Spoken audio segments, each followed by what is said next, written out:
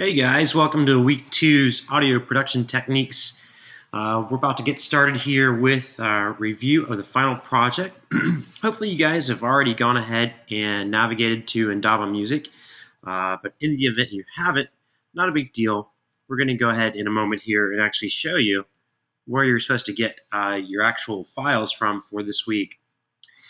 So, as some of you may have already witnessed from last week, each of our live stream sessions at the very beginning, I'm actually going to start off just showing you where you want to get your materials from. That way, in the event that you didn't catch last week's, and by the way, we always put archives up. The archives are always located underneath the announcement section. It usually takes me about 24 hours to get those posted.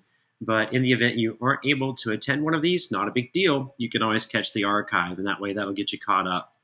So real quickly, I want to throw this out and see if we have any questions from anybody before we get started with this evening's work.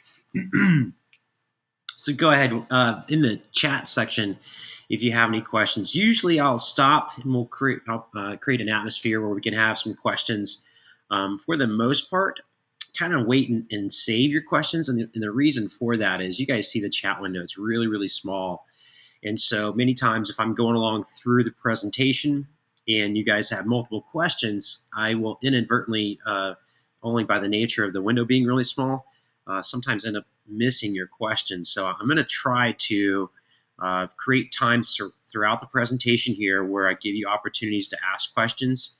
And in the event that I don't, just usually save them for a moment when I do, or definitely at the end of the presentation, we'll definitely have some questions then.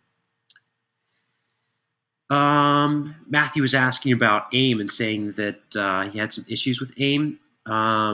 If you guys already have your iChat or messages set up, that's already built into the operating system of your Mac. That's the best method for getting in touch with me throughout the day, outside of email or even opting to give me a phone call. So if you already have iChat or messages, then you don't have to worry about AIM at all. AIM is for those students maybe that for some reason aren't utilizing the Mac that was given to them. Maybe their Mac is down, or maybe they're on a PC platform, but they don't have iChat or messages.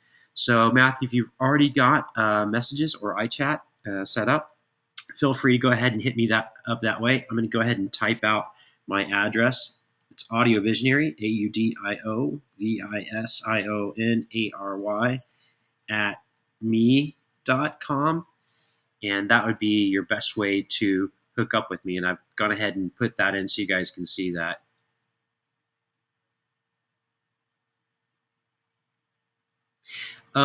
Justin was asking about what we should have done for the very first week of this assignment.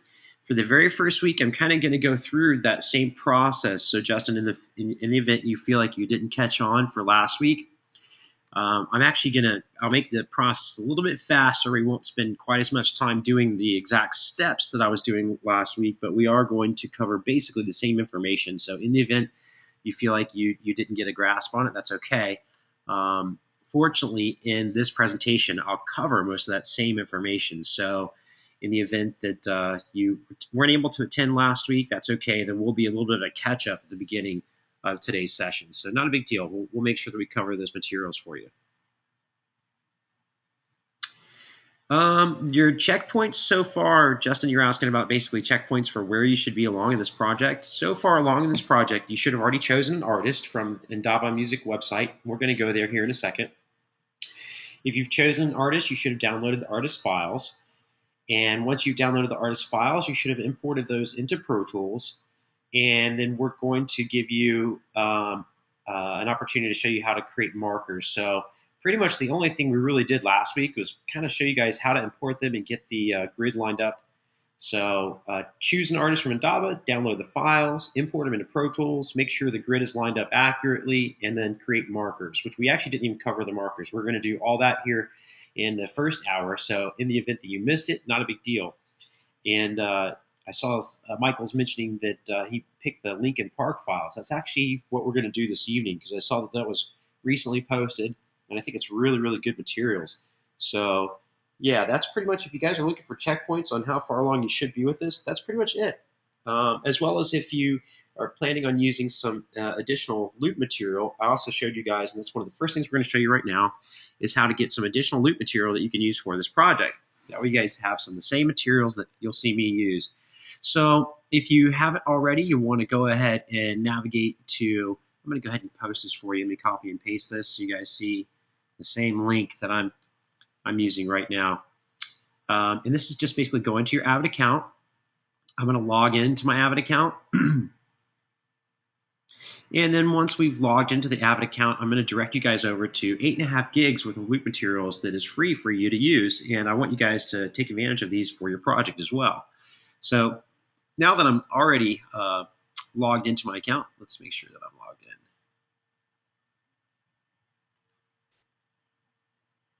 in. Okay, now that I'm logged in, this would be the first splash screen that you guys would see after you've logged in. I'm going to go to this little section right here under My Products, and you'll see where it says View My Product Details. So if I go and take a look under View My Product Details,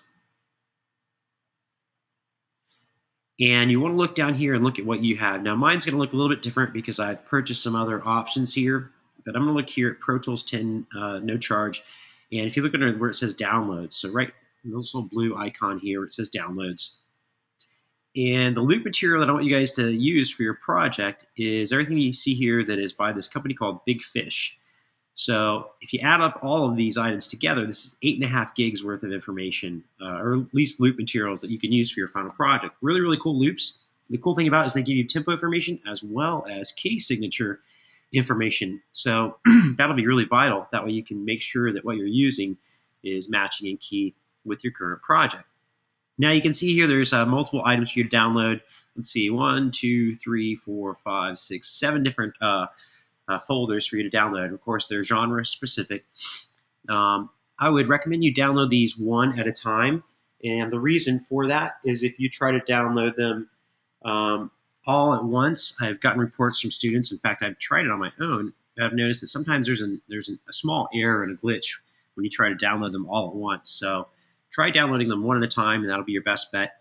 If you don't feel like downloading them all at, someone mentioned here that it takes a while to download. Yeah, they kind of do.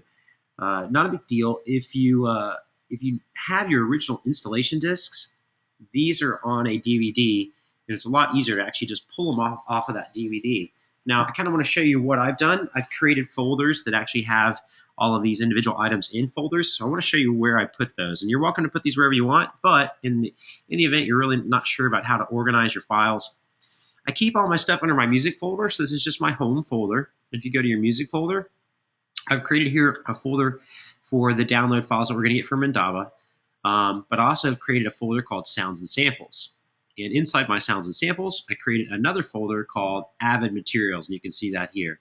So if you open up this folder called Avid Materials, you'll see here are all the same files that we basically just saw on their website. So you see you've got dance DJ loops, hip-hop loops, jazz loops, on, and we basically have the same thing here. Now, these are just the raw folders the way they came, so you don't have to actually create these folders. The only folders you saw me create was I put it inside of my music folder. I created a folder called Sounds and Samples just because I have several different loop libraries, and that way I can keep them separate.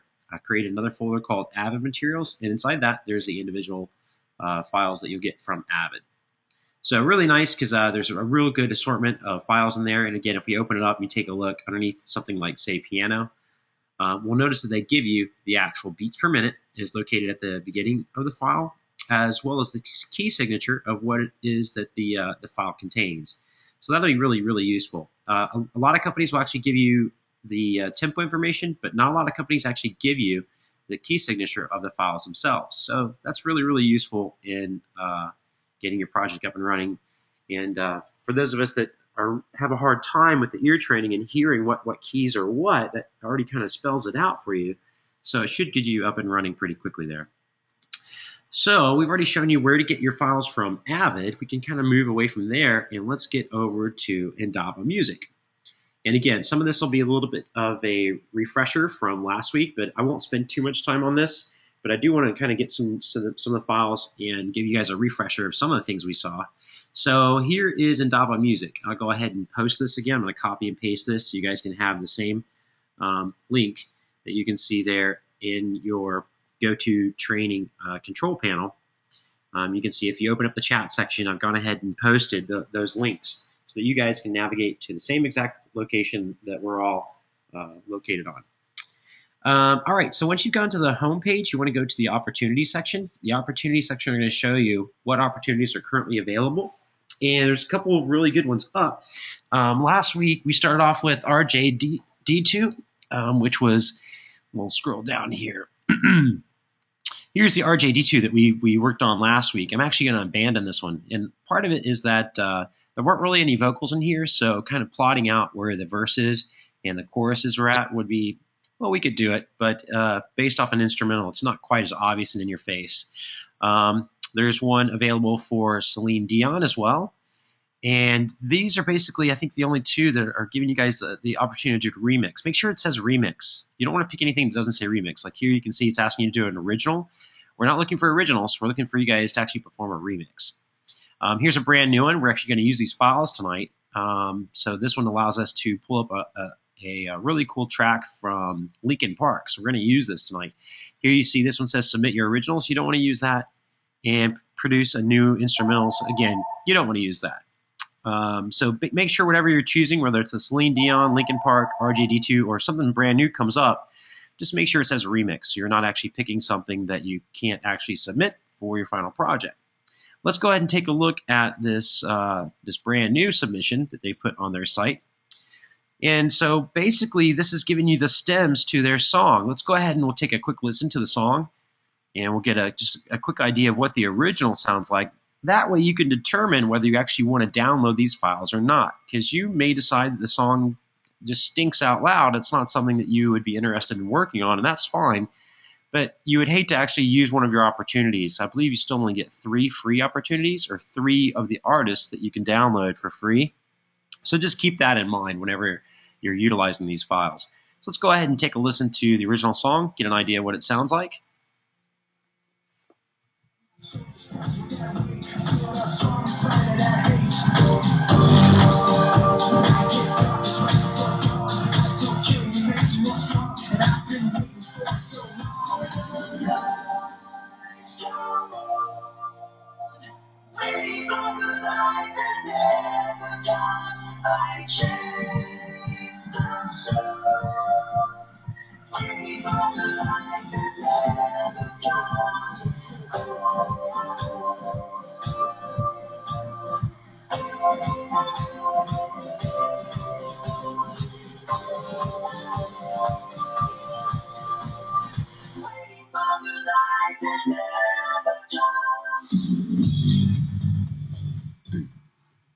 All right, pretty cool. It sounds like it's a pretty interesting track. So I'm going to go ahead and decide to download the stems. Now, I've noticed they have changed something slightly about the way their website works. Here you have the opportunity to enter the opportunity. That means to enter the opportunity for the actual remix contest, because you can see here there's actually prize money tied to it. There's a $2,500 prize plus some other items that if you win the contest, that you would get awarded. Plus, they're also going to put you, it's either on the single or on the album, which that's pretty cool. It'd be nice to be able to let people know that you've been garnered the attention of Linkin Park and actually put on their album. So those details, you can find it underneath the summary here. You can see it gives you the summary, creative brief, the rules, and then FAQ, which stands for frequently asked questions. We're actually going to come back to this frequently asked questions here in a moment. But it looks like they've changed the terms. It used to be you would have to enter the opportunity to even be able to download the stems. But at this point, they're allowing you just to download the stems, so that's kind of cool. Like if you don't feel like turning it in and submitting to the contest, you don't have to. You can still get the files themselves. Roberto had a question. He says, when you say remix, are we to mix the sound or mix as bring in and out some of the instruments? Good question, Roberto. We covered that a little bit in last week's session, but generally a remix means you're probably going to get rid of everything, excluding the original vocals, and replace everything on your own. So this gives us a good opportunity to utilize our skills inside of Pro Tools to be able to go and change the overall song and make it more of your own. Generally, a remix, it would be something that, like, let's say, oh, I'm trying to find a current artist. Well, let's say Christina Aguilera puts out a pop song. Well, a remix would be where somebody would come in and they'd basically change it up and maybe make it a little bit more clubbier, or some other genre, maybe even more hip hop, and then basically give a spin, their own spin or their own remix of the song itself. When we say remix, it's not just mixing the levels themselves. It means actually changing out all the sounds, excluding the vocals, so that it's a completely different song, but more in the genre of something that the original was not. So if the original was a pop song, maybe you'd remix it to be more hip hop, or maybe you'd want it to be more clubby and some more dancey. So a dance remix versus a hip hop remix versus the original pop version. So good question, though. Now, notice here you could download the individual stems one at a time. I don't recommend you do that. It's going to take forever. Might as well just go ahead and download all the stems. Let's go ahead and do that now. So here you're going to be presented with basically they're just letting you know that this is not your material, even though they're allowing you to download it. And even though you're going to get some of the original stems of the hard work that they put into the studio, you can't just go out and do anything you want with these files. They are copywritten, they belong to the original artist, and you're being given permission to use these for submission to this remix contest. Of course, you don't have to submit to the contest itself. We're simply using the files. That way we can utilize our skills inside of Pro Tools to remix for this final project. So just keep that in mind. So we'll go ahead down here and we'll accept and continue. You can choose whether you want to allow the artists or the sponsors to contact you about other promotions and events. I'm going to opt out of that, and we'll just go ahead and accept the terms and conditions and continue. Now, when we do this, we should see the download starting, and it did. So a little quick Mac technique, Command Option L will show you your download manager, and that'll give me an idea of how long it's going to take for this to download. Looks like it's not really huge. It's only 220 megabytes, but you'll have to remember I'm streaming here out to you guys. So that streaming process as well as downloading is eating up quite a bit of my bandwidth. So we might actually have to spend a couple minutes here waiting for these files to download. While we're doing that, might as well take a look at some of the other opportunities that are available for you. So we'll go back and we'll look at the opportunities tab. There is a Celine Dion song here as well that's pretty cool. It's not too bad. We'll give it a quick listen. A little bit more on the poppy kind of, well, you guys are probably familiar with Celine. We'll just give it a quick listen so you'll get an idea of what it's all about.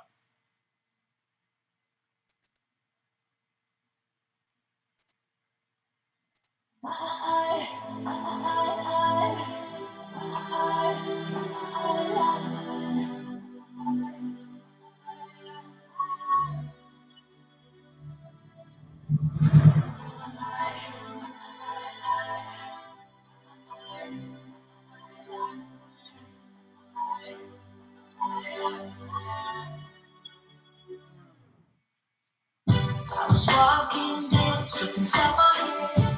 I couldn't get out, turn the lights down. Voices inside were so loud. Need a jump start, California. I couldn't breathe. I wish that I could disappear. The voices inside were so free. But you stood by my side. Night after night, night after night, you led me back to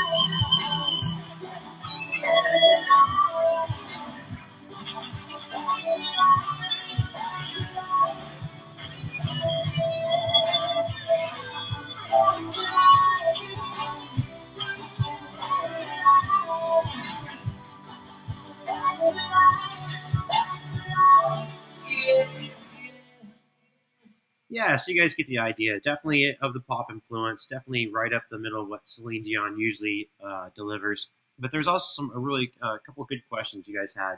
Roberto Perez asked me, "We slowed down the track or speed it up?" Yeah, absolutely. Before you do that, though, you're going to have to confirm that you've already got the tempo nailed down before you start speeding up or slowing down the tempo. And I've got some recommendations for that as well.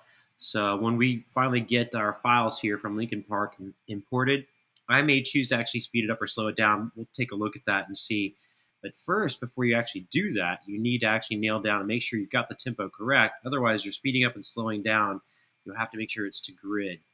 And if you're doing that without having the grid confirmed, then you're going to be working backwards from the start. And I'll show you what you mean. Another question by Matthew Cardenas asked me, we add other instruments.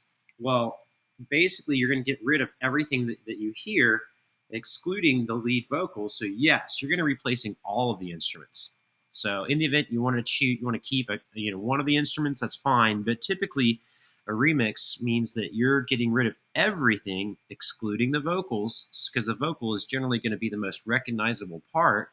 And that way, when the artist wants to release their CD single, they have their original version, whether it be a pop version or whatever. They have several other remixes on that single. And what a remix does is it helps resell the artist to a different market that the original song was not originally intended for. So yes, generally you're going to replace all of the instruments, not just one or two of them.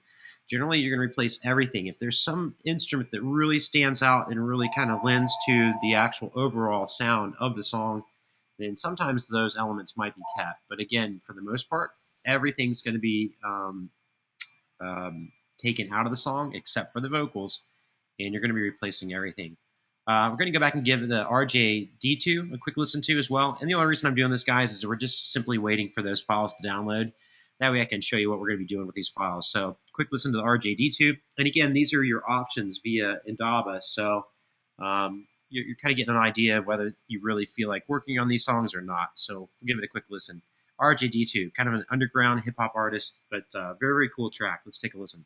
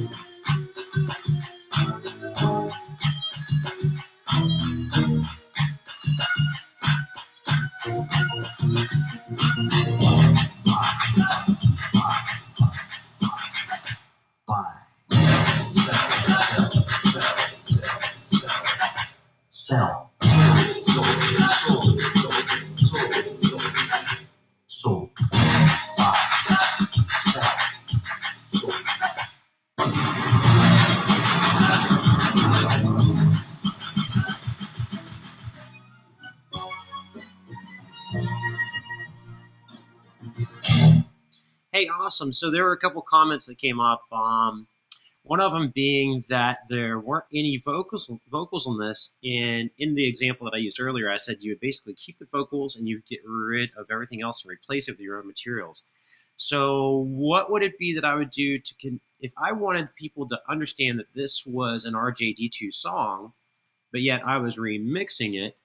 And if I remixed it completely to sound like my own, what would I generally try to keep so that people would recognize it? In other words, there are some Beastie Boys songs that are really recognizable Beastie Boys songs. Most of them have vocals, but there's some that are basically don't have a whole lot of vocals to them. What would you actually keep in the song? I saw some good comments there. The hook, the melodies, main idea. Ismail said maybe you just keep the drums because they're very recognizable, sound very original to the original piece. Yeah, absolutely. So that's what you're trying to do. You're trying to wow a new audience, an audience that may actually be familiar with the original song. You're trying to put your own spin on it so that they'll recognize it, but they'll be out in a different environment, not hearing it on the radio, but maybe in a nightclub, and they'll be like, "Oh wow, this is a new mix of something I'm already familiar with." So yeah, really good answers on things that you would typically want to keep. And one of the reasons I'm actually steering away, we started last week with using this song, but you're right, it doesn't have vocals. And of course, I could actually sit and remix it by keeping the melody and things like that. But at the same time, I actually wanted to use something that would be a little bit more predominant and we could actually use good concrete examples. Okay, so notice here that my files have already downloaded. So I'm going to go find those files. And we're going to move them off to my desktop. So let's hide Safari for right now. We'll hide my sounds and samples folder. We'll get over here to my downloads folder. We'll go ahead and open my downloads. I'm going to move it off to my desktop for right now. And I'm actually going to change some things about the name of the file itself. For one, I actually want to make sure, if you look at here, notice that it actually changed the name up. It put premium at the beginning. That's because I have a paid account through Indaba. So we're actually going to call it basically Surface is the name. And I'm basically just getting rid of any hyphens. I want this to look good in my folder. Let's see. So it's a Linkin Park. I don't really need any other extraneous information. Don't really need it to say remix for right now. But the name of the song is A Light That Never Comes. So the original is actually a remix by a DJ and remix artist named Steve Aoki. Some of you may or may not be familiar with him. So the original is actually already a remix, but we're actually doing a remix of a remix. So we're going to need to really make this our own. Just simply naming the folder correctly. I just don't want any of these hyphens in there. And I also want it capitalized. That way, it's just standard nomenclature whenever you're naming something. Now, I've got the folder. In fact, let's take Steve Aoki's name out of there, too.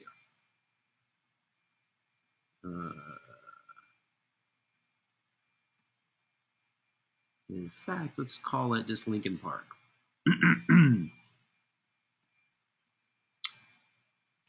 Linkin Park. Now, this stuff all seems like just boring stuff to watch me do, but it's going to be important when you get down to really making sure your folders look good. That way you can actually find stuff really quickly and easily. We will put one hyphen in between the actual artist and the name. I don't actually think I need the name Surface in there either. Let's just have Linkin Park. Cool. Linkin Park, Light That Never Comes. There's the name of the files. Now, there's a little bit more information I actually want to add to the folder, and it'll make sense here in a moment, and I'll show you why. Let's actually go back to Safari real quick. Let's go back to the Opportunities page. We'll go back to the actual site that deals with the Linkin Park files. Now, the really important information you're going to find is going to be found under FAQ, Frequently Asked Questions. Because here we're going to have some important information we're actually going to add to that folder. And this way we just will have some stuff nailed down. The important stuff here is it says, well, what tempo is A Light That Never Comes in? So it's at a tempo of 115 beats per minute, but it also gives the key information. It's in G minor. Remember, that'll be kind of important because remember the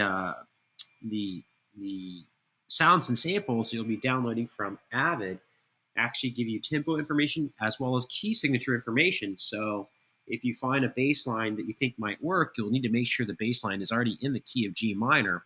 Otherwise, chances are it's probably not going to work. So let's go ahead and let's actually add that information to the folder itself. So let's go back here. We'll hide this. So at the very end of the name here, I'm going to add in here a hyphen BPM, which stands for beats per minute, of 115 beats per minute. Another hyphen, it's also in G minor. And that way, in the event that I'm going to store these away, I'll show you where I store all these files. In the event I decide to work on this 2 years from now, I have some of the key information that I'll need. Get it? Key information? All right, corny enough. Now, I'm actually going to save, remember we saved the actual sounds from Avid in our sounds and samples folder. We're actually going to save this in a different folder, artist remix files. And you'll see here I've got several other artists already in here that I've used throughout the years. Cool. So now we've got the files we want. I'm actually going to go ahead and highlight this folder, and let's copy some information, the artist and the actual name of the song. Command C once I've got it highlighted, because we're going to open a Pro Tools here. I'm going to create a brand new folder, and my brand new folder that I create is going to be stored in my Pro Tools folder. So I've got 3 different folders I'm working with. I've got the artist remix files that has all the original files. We're going to import files into my brand new Pro Tools session that we'll store in my Pro Tools folder. And then I have my sounds and samples. It's important you kind of keep these things separate because you're going to end up bringing them all together. You wouldn't keep your basil in your refrigerator. You'd keep that up with where all of your spices go. Kind of the same, similar principle. You're not going to keep all of your ingredients all in your refrigerator. You kind of keep them separate until you're ready to start using them and cooking. And that's what we're going to do here. We're going to get to cooking here in Pro Tools. So let's go ahead and we'll launch Pro Tools.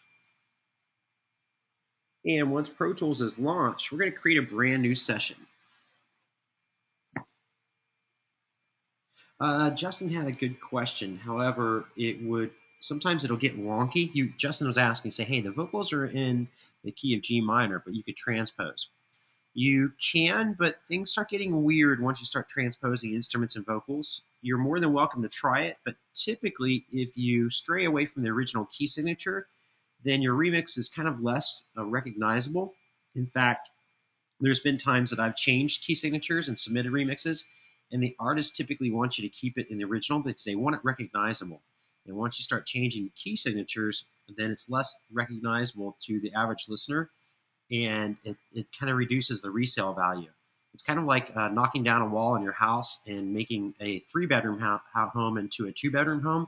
It kind of reduces the resale value of your home, and that's kind of the way the artist typically sees it as well.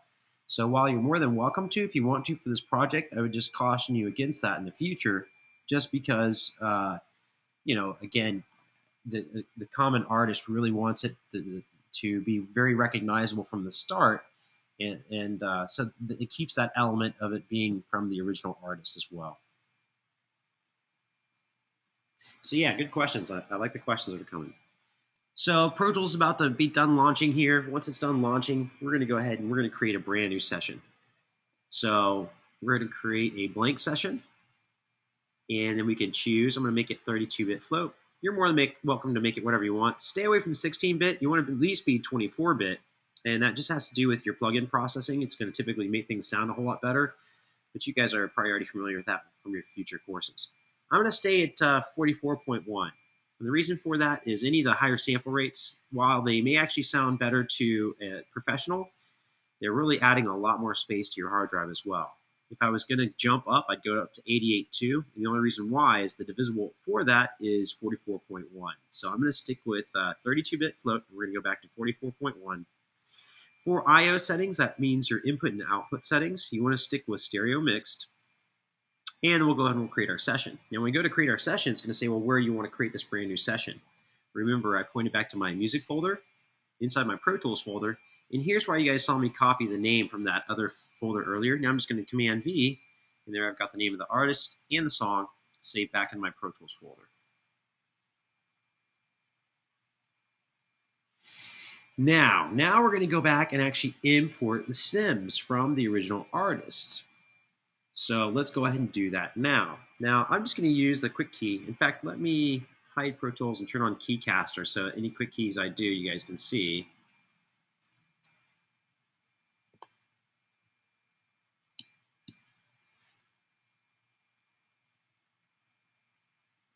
Okie doke. Question here was, what are the stems in? I believe they usually give them to you in 1644.1, but upsampling to 24-bit, it's not going to make them sound any better. However, your plugins and any processing that you do to the files is going to typically be better. So good, I got Keycaster working. Now I can actually see the key commands. And if you're concerned about the original file of the original artist, even if they're in 16-bit, I'm still going to take them higher. Let's see here, where were we? Linkin Park. If you want to know about the files, you simply select the file, Command-I, information. And this is simply a Mac feature. This has really nothing to do with Pro Tools, but this will give us information about the file itself. So it tells us, yes, the original files are 1644.1. But again, upsampling to 24-bit or even 32-bit like we saw me do, it's really not making the file sound any better at all. It's simply just making them compatible with whatever our session is. Okay, great. So we're in Pro Tools. Let's go import the files. Shift-Command-I is a quick key to import. And if you don't remember the quick key, that's okay. What you just saw me do is locate it underneath the File menu. File, Import, and Audio. And there you can see the quick key that I just used as well. Now my job is to go back and locate the files. We go back and look at my music folder. I'm actually already there. Artist remix files. We're going to go back and actually find the Linkin Park files. Open up this folder and select all the files. Now notice if you select one file, it gives you information about the files. When I go to select all the files, that information kind of goes away. We're talking about here the type, the length, the size, all that kind of information goes away, but that's all right. You don't want to choose add, because adding actually doesn't create a brand new copy of them. It actually just references them from the original location. So that would be the original folder that we just put them in, the artist remix files. So we're going to choose copy all. Now once you see them located over in this right-hand column, you can go ahead and choose done. Now it's asking you, well, where do you want these stored back to? By default, Pro Tools already defaults back to the audio files folder of the session you're working in, so you really don't have to do anything. You can just tell it to open there. Now it's actually converting them from 16-bit to my 32-bit float, which is the way we created the session. And that way the files will be compatible with the way the session was originally created when we created the blank session. In a moment, once it's actually rendered all these files, it's going to then ask, do I want to place them in a brand new track or over in my clips bin?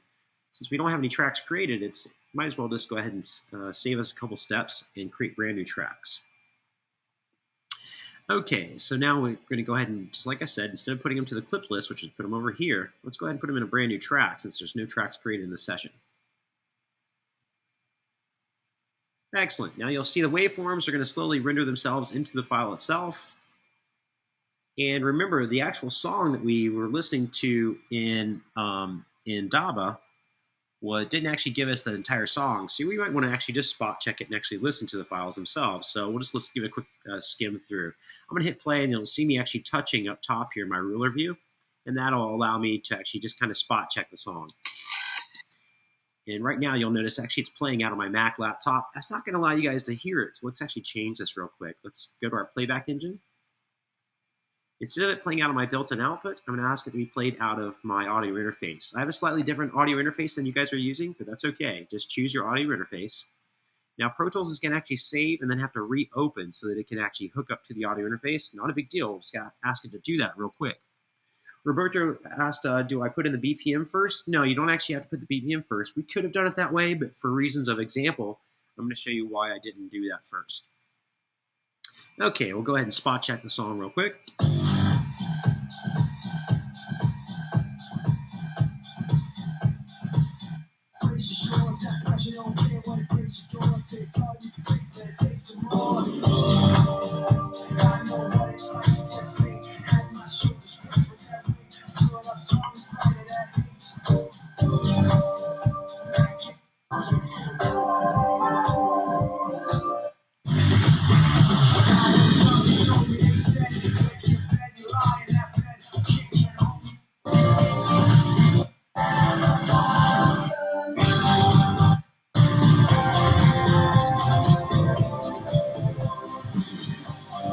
All right, sounds really good. Looks like all the parts are there. A lot of stems for this one, which is really, really nice. That way you're kind of getting the benefit of having all the different stem parts. If you want to solo out the vocals, now you'll see what it would be like if you actually had the real session file from Linkin Park themselves.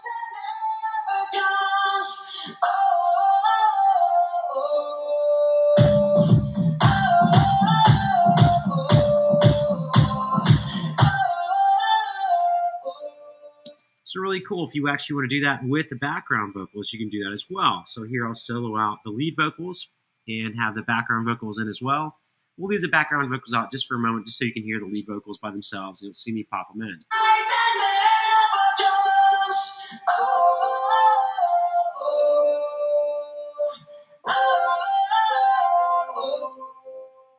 All right, cool. So we have all the stems. This is where it gets really cool, because it's like you actually have been sitting with Linkin Park and recording this the whole time. They're actually giving you the files for their session. Pretty cool stuff. This is one of the reasons I really like remixes, because it lets you kind of see what the artist was doing in the studio, because you get the individual tracks, and it kind of gives you a better idea for how they actually wrote the song. Now, we've got some issues here, and an issue has to do with tempo. So what I want to do here is I'm actually going to hide all tracks. Notice that with the show hide, we can click and drag to show and hide tracks. And I'm going to pull up just the drums for right now. And I'm going to solo out the drums. And I'm going to solo out the drums and then create a click track. And we're going to run into a problem. And some of you are probably going to be able to guess what the problem is going to be. So I'll go let you guys guess now. Go ahead and post up what you think my problem is going to be. We'll go ahead and create the click track by going up to my track menu. Ask it to create a click track. And I've got my click track as well as the drum track, because the drum track is going to tell me tempo information. Just auditorily, I'll be able to hear the tempo. So pull up my transport, make sure that my my click track will be heard. That's this little icon right here. If you have a full numeric keypad, number 7 will turn on and off the actual MIDI metronome, or basically your click track. But let's go ahead and we're going to listen to this. Now, this isn't going to sound pretty, and but for reasons of example, I'm kind of doing this for a reason. I want you guys to see why this isn't going to work out so hot. First of all, I'm going to turn the click track up just a little bit so you can hear it, and that way you can endure the pain that I'm going to have to endure here live in the room as well, and we'll actually have to hear this so you can see what's going to happen.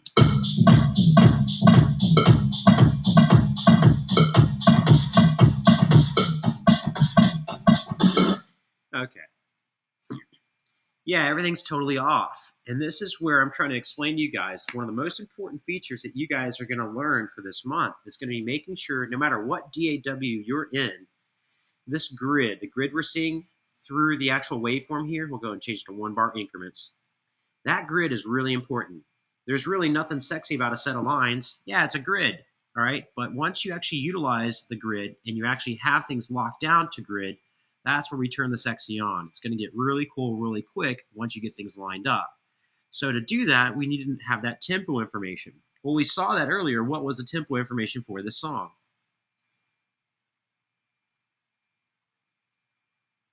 "115 beats per minute." So now you guys saw me do this last week, so I'm going to I wish I could put you guys in the producer's chair right here in front of me, but unfortunately you guys are remote. Who thinks they can actually talk me through what I would need to do to get my tempo to be correct? I'm actually going to make this a little bit more challenging by turning off something real quick.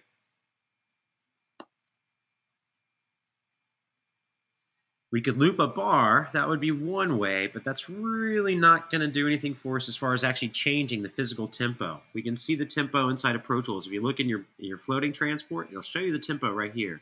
It's 120 beats per minute. So then how do I change this tempo?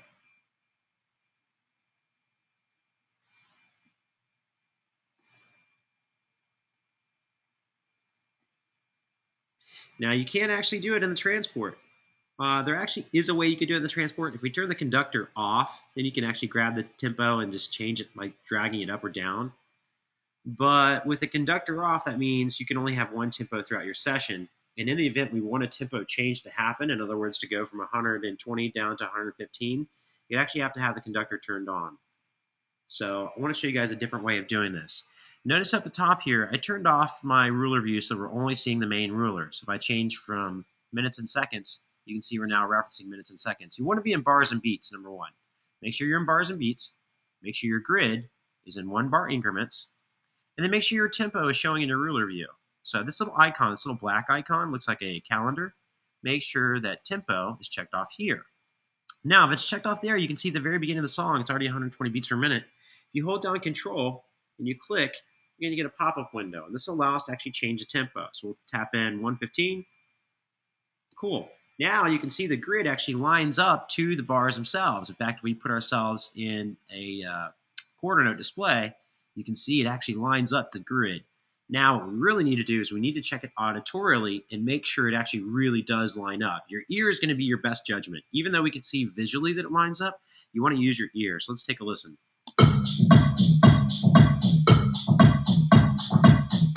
Okay, we see it lines up at the beginning of the song, but who's to say there's not a tempo change in the song itself somewhere throughout the song? So what you want to do is you actually want to go and check the end of the song. That seems kind of weird, but imagine if it gets off throughout the song. That's where we'll hear it. We'll end up hearing it at the very end of the song. Now I've made a selection here of my waveform, but if I hit my front arrow or my back arrow, it's going to actually take me to the front or back of the waveform, which is kind of a quick and easy way to navigate to the back of the song. So all I need to do here is just kind of drop myself in and take a listen.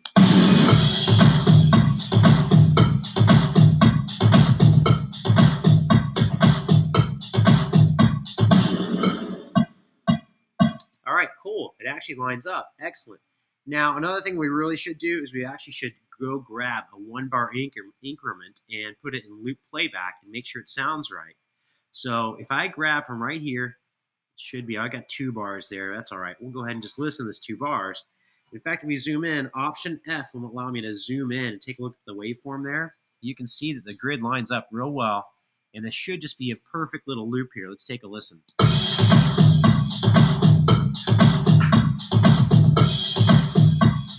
And by the way, I had loop playback engaged on the transport here.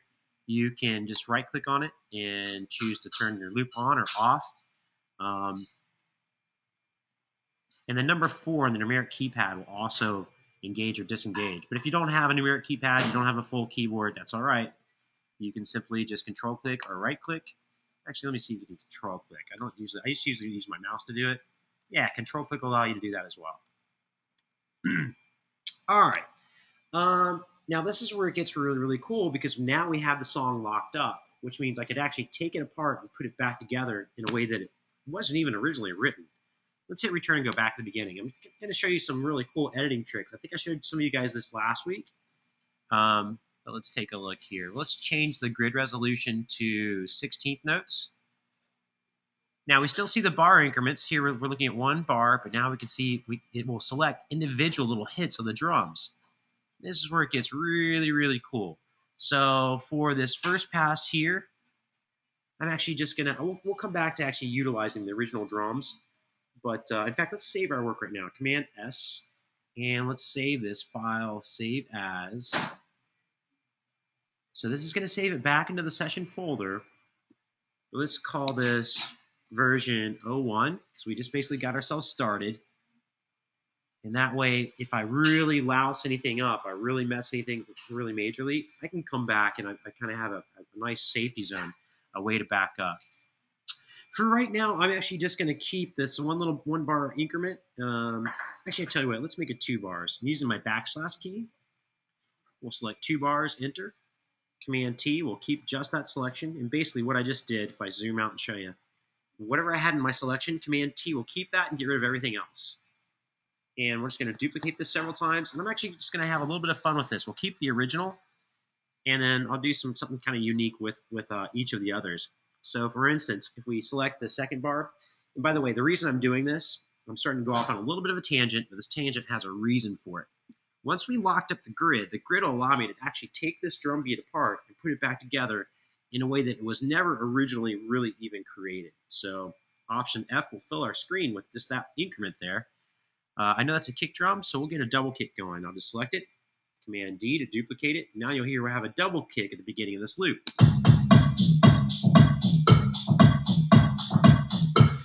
Maybe at the end here, maybe we'll just take this one last bar and we'll reverse this. So I'll go to Audio Suite, I'll go down to Other, I'll go to reverse, and we'll simply reverse this section. Well, here's where I'm just showing you we can get creative with things. I reversed it. We'll go back and listen to it real quick. Let's get rid of the click track. Click track's starting to get annoying. This number 7, we'll get rid of that. Get rid of the floating transport as well. Don't really need that.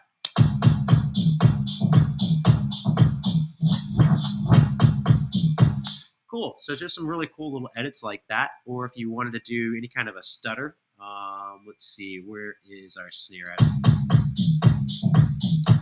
Or if we want to have some fun with the hats, we could actually do something with the hats.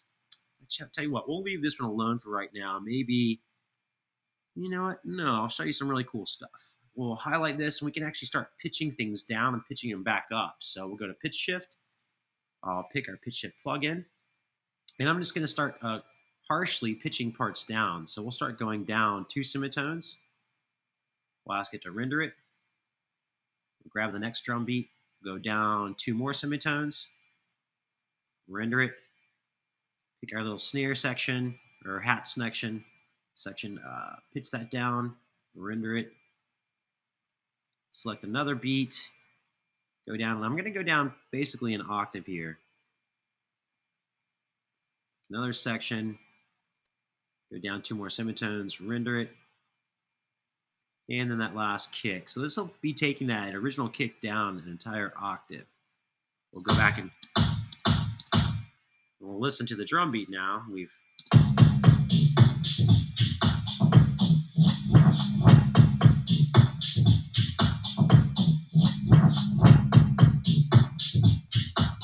All right, cool. We'll leave that selection as is for now. We'll do some other fun edits with our next sections here. So how about, remember how I did a double kick earlier? How about we do a double kick, but we just get the beginning of the kick this time. Dupe it over. How about right after, I see I got a lot of little hats here. I'm going to start creating a hat section here. So I'm going to edit these hats out. We'll move them over to where the kick drum is at. I'll put this big open hat right behind it. And basically, I'm just going to create my own little small hat section. We'll take a small hat here, and I'll separate it. I'm going to option drag it, which is basically just copying it, and maybe even duplicate it. So actually, let's put this over top of the kick section there, and get a couple more hats happening where I separate, and we just drag out. And maybe even I'll duplicate that out. So we go back and we actually listen. I've just created a small little hat section where there used to be other drums.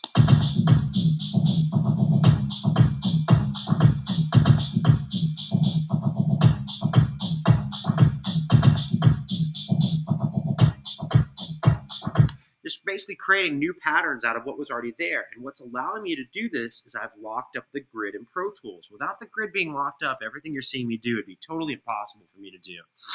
We'll have a little more fun with one more section, and then I want to move on. I'm just basically giving you guys an auditory and visual demonstration of why locking up the grid in any DAW is really important, but especially inside of Pro Tools, because everything that we can do with just our simple editing tools and some simple plugins that all reside inside of Pro Tools. Maybe I want to totally change the beat up. We could do that as well. Or maybe even give a pitch down effect. You may have heard this pitch down effect happen in other records, but maybe you didn't ever know how it happened. On the tail end of this 2-bar section here, we're going to go to Audio Suite. I'm going to choose under Pitch Shift. We're going to use this thing called Verify. Verify is really cool because it'll basically make it sound like a record stop. So I'll go ahead and I'll render that in. I'll play it back, and you'll get to hear this. It sounds pretty cool.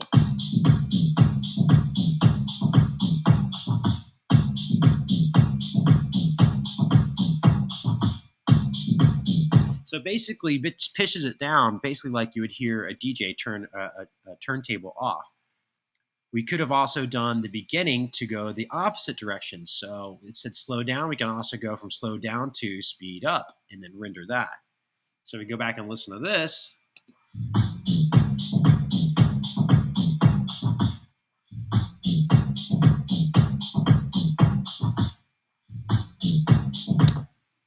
And then again, if you want to have some fun with some beat mangling, we can duplicate or maybe even create a stuttered effect by duplicating the beginning of this kick. And I'll go back in, I'll consolidate it, and then we'll create a little roll effect by basically creating a fade in on it. go back and take a listen to it.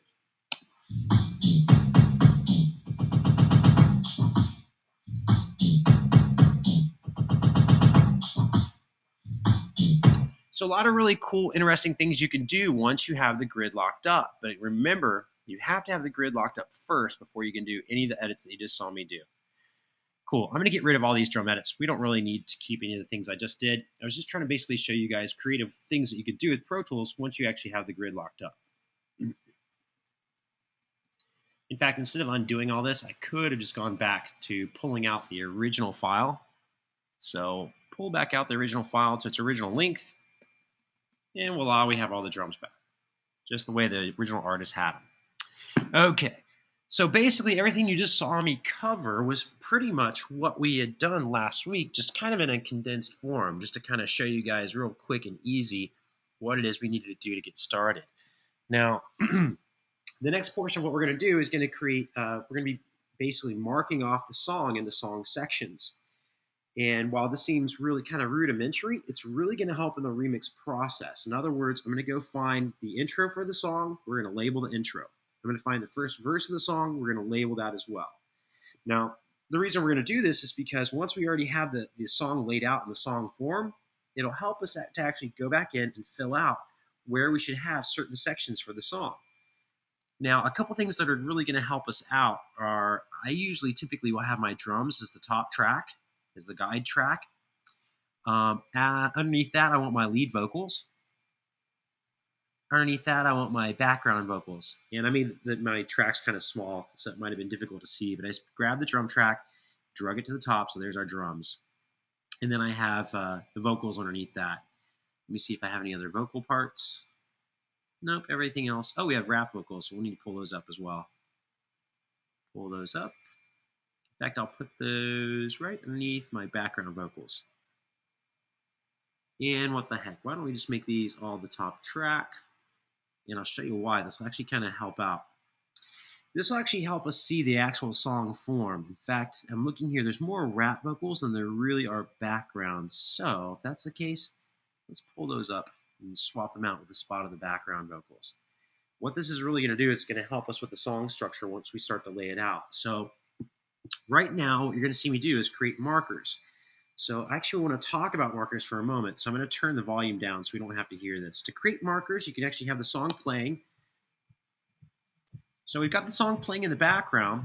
And to create a marker, it's really easy. If you've got a full keyboard, again, this is another reason why you'd want a full numeric keyboard. You just simply hit Enter. Now notice I hit Enter several seconds ago. And I'll go ahead and hit Enter again. And you don't actually see the marker because I need to actually show that in my ruler view. Now, the point at which I initially hit Enter, like we'll go ahead and hit Enter now, and even though it took me a second or two to actually hit Enter again, the initial point at which I hit Enter is where it serves to create the marker location. Now, this is going to be helpful here because in a second, we're actually going to start marking out song position. So you can actually hit Enter several times if you want. It'll create several markers in a row. And so I've shown you how to create a marker. It's just simply hitting your Enter key to create a marker. Let's show you how to delete a marker. You can grab a marker and drag it up, and notice it turns into a small trash can. That'll allow you to delete a marker. You can grab a marker and bring it down. It'll turn into a trash can. That'll also delete a marker. Let me zoom into where I've created several of these markers right here. You can highlight over top of a marker and then hit delete.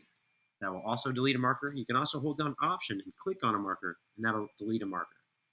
So we've shown you how to create a marker, how to delete a marker.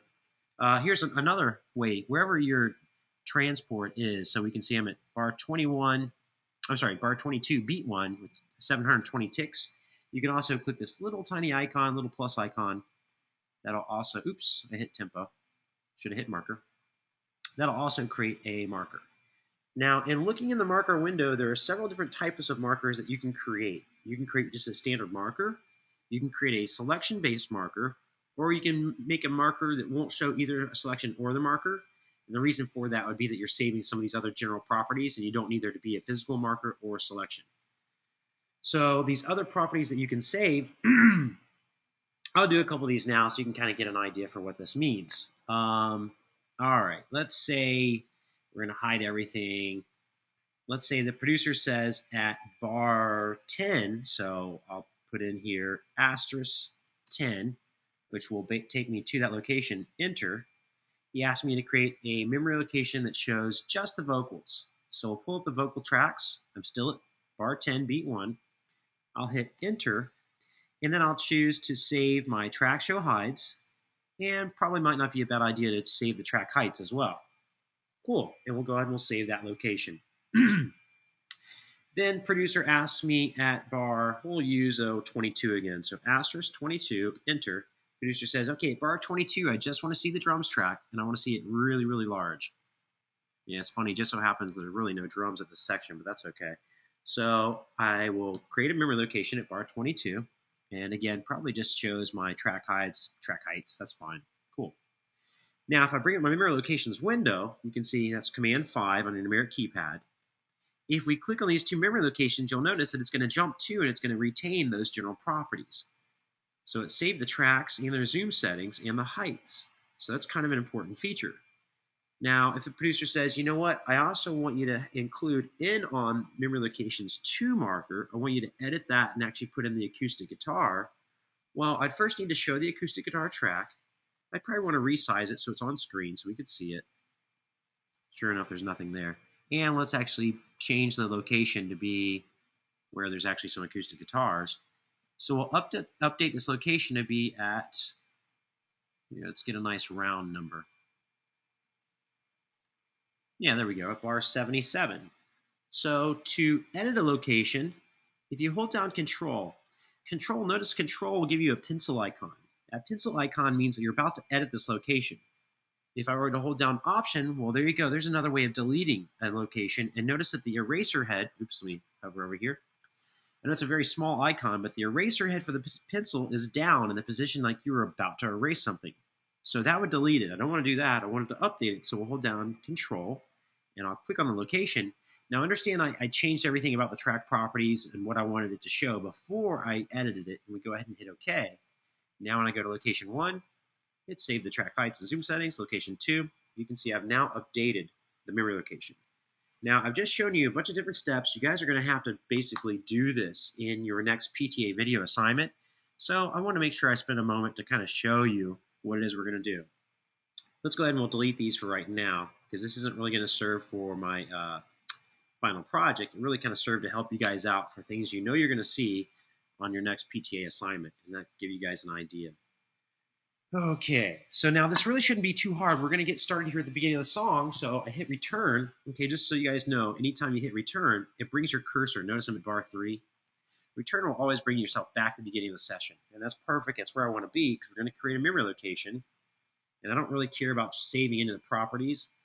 All right, so we'll just create a memory location here at the beginning of the song.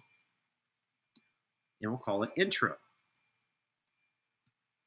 So the purpose of our, again, I don't want to save any properties because we just want to basically make a skeleton that shows me the way the song's laid out. Cool. All right. Now, just by virtue of looking at the vocals, I can see the rap vocals are coming in on, notice here I have myself in bars and beats. We're in grid mode, and I'm at 1 bar increments. So if I put my anchor here, it should put me right about where these vocals start. And somewhere around bar 5. So let's go and actually listen. I'm actually going to play it from the beginning of the song. That way we can kind of get an idea of where things are starting to happen. So.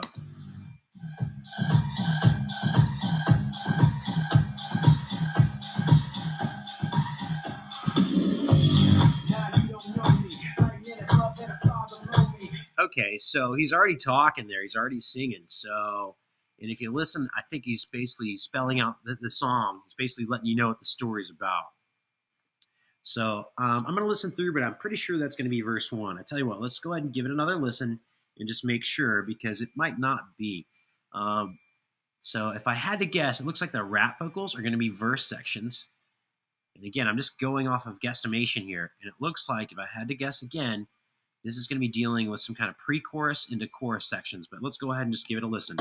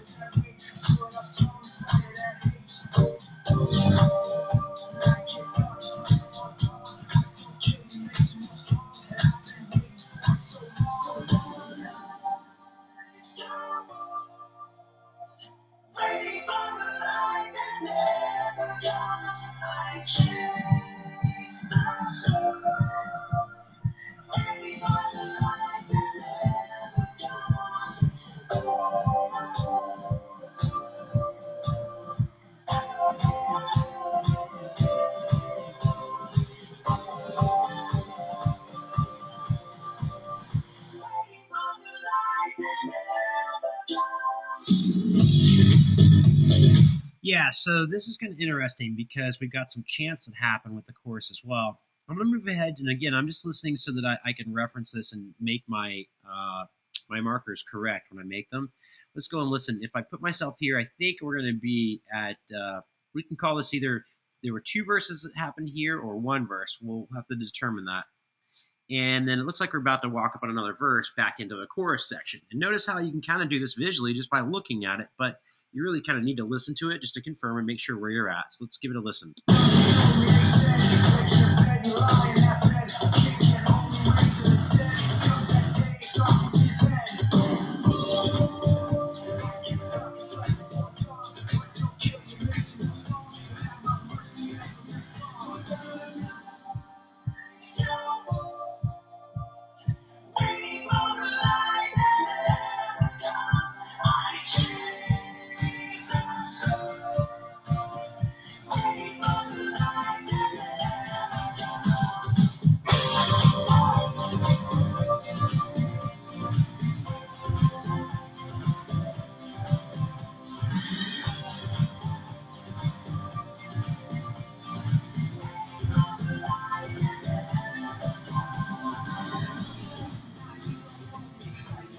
Okay, yeah, just by going through, I now kind of get a better idea of what's going on in the song.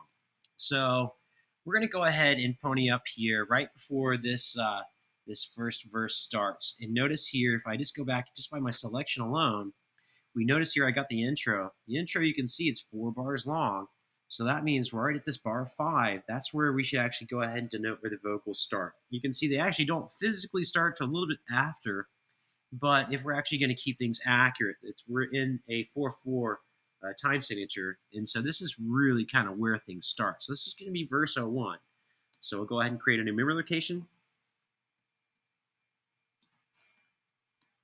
And if I had to make a selection from here, I'd probably make an 8-bar selection. Let's take a look. Let's select 8 bars. Option F will center my screen. Yeah, it looks like this is going to be verse 1, and this would be verse 2 from here on out. Let's give it a quick listen. Yeah, we're going to go ahead and call this verse 2. So verse 1, verse 2, then goes into the chorus. So we'll call it verse 2. Cool, and notice all I really have to do to get myself up to the chorus section is then measure off 8 measures. And you can see here's where our chorus would start. So just by virtue of the numbers alone, you can kind of figure out where things are going to go. So this will be the chorus 01. C, H.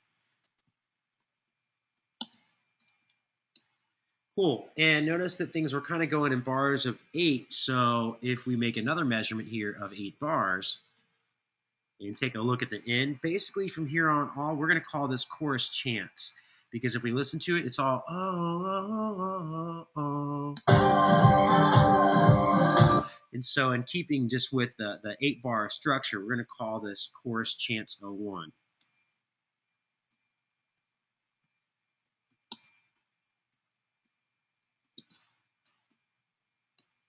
Cool, excellent. And you can carry that off. We take a look at the measurement. It looks like it actually goes a little bit over the 8-bar. Nope, nailed it, 8 bars. Cool. Now we'll go up to the next section here. We're now walking into our verse 3 because we have verse 01. We see that. Verse 01, verse 02. We have chorus 01, chorus chants. Probably want to actually edit that slightly. I just like everything to be in caps. It helps my eyes see things better. Okay, cool. And again, we're going to take a look at this and just equal measurements. So if this is the end of our chorus chants, it's going to be easy to figure out. Well, there you go. Now, there is a little bit of a lead into this. So it looks like he's saying a word right before the actual next verse lands. I'm going to go ahead and label it, and then we'll go back and listen to it so you can see why. It's a little bit of a lead-in word before he actually lands on either a consonant word, but we're going to go ahead and label it anyway. So VERSE 03. And I'll let you listen to it so you can get an idea.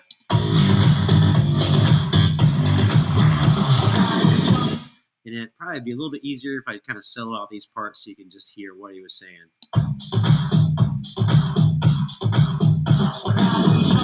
So the word is young, but he says when I was, and those are the lead-in words, but that's actually where the verse starts. And notice again, just using the numbers alone really helps you to figure that out. We were here, we put in another 8 bars.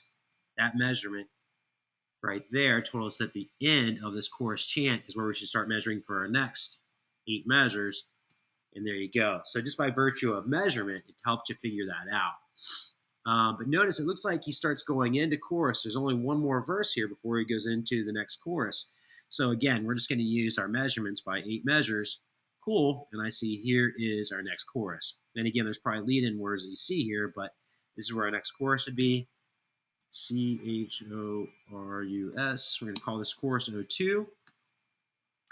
And we're going to measure off another 8 measures. Excellent.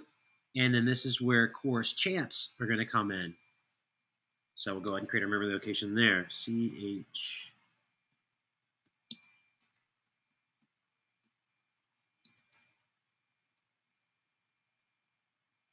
Excellent. And then I think we drop directly into a bridge section. Let's actually measure it off real quick. And I'm actually going to give this a listen to. So we're looking at the tail end here. Let's actually give this a listen. I believe this is our bridge. I don't see anything else that's going to constitute a bridge. So let's actually give it the lead in to kind of see what it sounds like.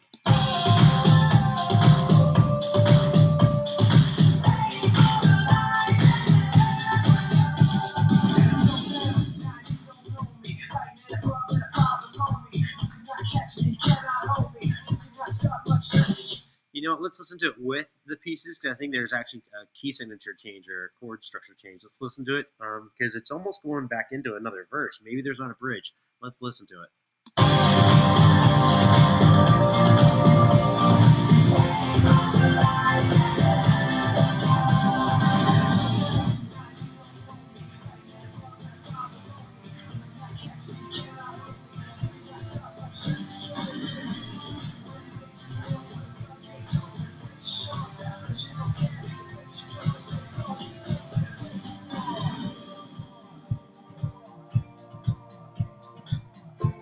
All right, that's actually another verse section, and then this is a very small bridge that'll jump right back into the chorus. So we can look here, we're already going to be at verse 4. So we'll put our selector tool there, create another memory location, and go ahead and do our little measurement deal. Yeah, so this is where our bridge nails right there. So bridge, E-R-I-D-G-E. Pretty sure we're going to drop right back into the chorus again. Let's listen to it. So the bridge is actually short. The bridge is only going to be 4 measures, whereas everything else was done in measures of 8.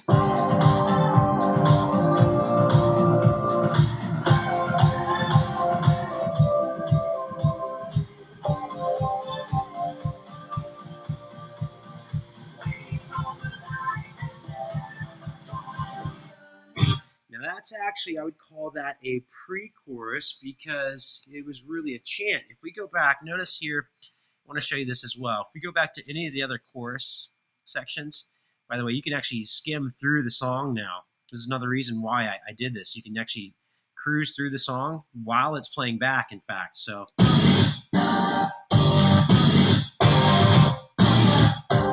And I can actually use the memory location numbers. So if I want to be at memory location 3, I put in period 3 period. Period 3 period takes me, Period 3 period takes me to memory location 3. Period 4 period will take me to memory location 4. So even while Pro Tools is playing back. Sorry. But if we go back and actually listen to the chorus, the chorus actually has the chants, the section right here at our bridge. We actually basically have those chants happening again. So let's go back and listen to the choruses for a second. Yeah, Justin, what you just saw me do with the period and the number of the location, it has to be done on the numeric keypad. It's another reason why I wanted to let you guys know that having a full keyboard is a really big deal when you're dealing with the DAW, not just Pro Tools. Logic utilizes these, as well as Cubase, Windows, Ableton. They all utilize a numeric keypad. So if you guys are going to be proficient in any DAW, it's going to be important you guys have a full numeric keypad. Okay, let's, if we listen to the chorus section.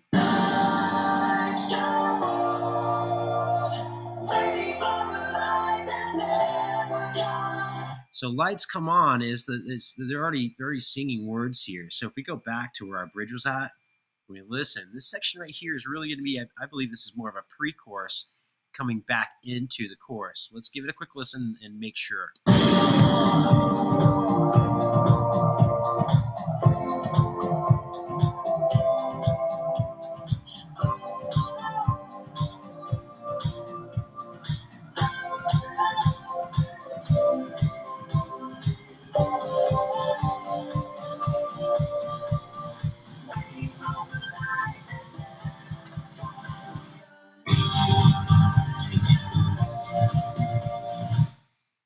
Yeah, we're going to call this pretty much pre-chorus from here.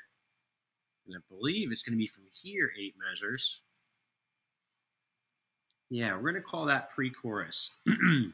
Because the actual chorus of the song basically kicks right back in. And we have the background vocals to kind of point that out to you as well. So let's call this pre-chorus.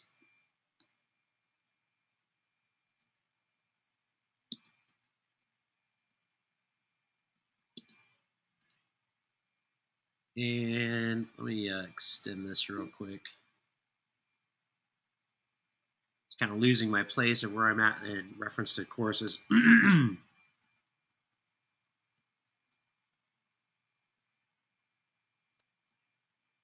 So that's going to be pre-chorus 03. Give that another 8 measures. We're dropping back into the chorus section again.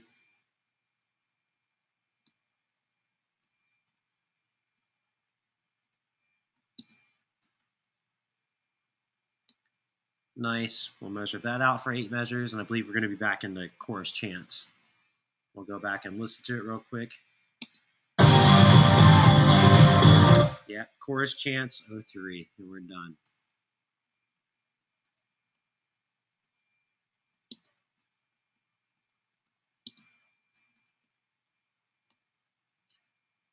And let's see if there's anything really important after that. Looks like we just have, well, there is a beat outro, so we might as well just go ahead and label where the outro begins. And now this looks really rudimentary, but you're going to see here in a little bit why this is such a big deal, because this basically marked out our sections of our song. That way, when we go to actually import files, or if we create bass lines or anything like that, we just have a quick reference of where they need to go, and we can snap them into location. So this little trivial part that we just did, which seems like, everyday, no biggie stuff, it'll actually pay off here in a little bit. We'll call this outro. All right, now memory locations windows is number 5, so it's command 5, and again, you can see if the producer asks me to get anywhere within this song, I already have a map of where everything is at in the song itself. So if I'm asked to get to verse 3, well, that's memory location 6, period 6, period, I'm already there. And I can play it back. If I'm asked to get to the bridge section, period 10, period, I'm at the bridge already. So these kind of things are really going to be super efficient in speed. Yeah, it makes a huge difference. And remember, if I go write a bass line, and the bass line only needs to happen during the choruses, well, now I see where they're at, and I just snap it into place, whether it's MIDI or whether it's audio. It doesn't make a difference. It's going to be right where it needs to be. All right, cool. I tell you what, let's do this. Here's where I usually start whittling away at the beat itself. And this is a really simple beat. It's just a 4/4 beat. So what I'm going to do is, let's save our work, Command S. We'll save a new version here. We'll do File, Save As. And this time it'll be version 2. And what you're seeing me do is I usually do this to create backup points. That way, if for some reason I do something really crazy and I jack up my session really hard, not a big deal. I've actually saved little portions that I can get back to. Now, I don't usually mess things up really really hardcore, but from time to time they do happen. Whether it's some weird incompatible plugin and you just didn't see it come and it messes up your session, now you at least have a way to get back to where things are at. All right, cool. So we've got the music imported into Pro Tools. We've got the click track lined up and everything's 2-grid.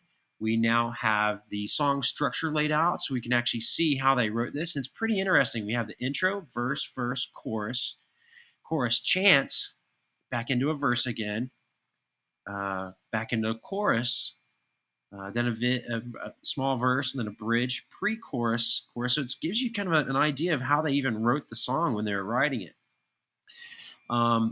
If you ever, I don't know if you guys have ever done this. I've done this quite often. If you pick up an instrument, maybe it's an instrument you're not really familiar with, or maybe it's one you are familiar with. Maybe you've changed patches on a keyboard, and you find some little cool riff, and you're like, wow, this is really a cool little jammy, and you kind of just sit there and groove around with it for a while, and you think, geez, this could be a song.